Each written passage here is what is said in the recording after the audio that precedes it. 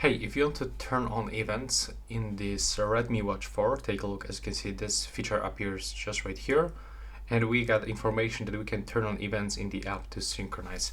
But unfortunately, in the Mi Fitness application, there's like no feature like this.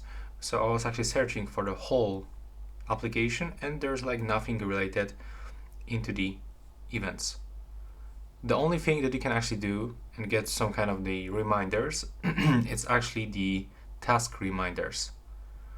So you can click to add task, input here the description, enable the reminder, pick the date and the time from this one, and also you can set the repeat. And after this, you will actually get this information on your watch. So take a look. When I go into the where it was,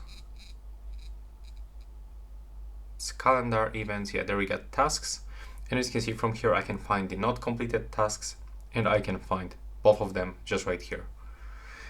And that's how it looks right now. Please subscribe to my channel and see you in the next one.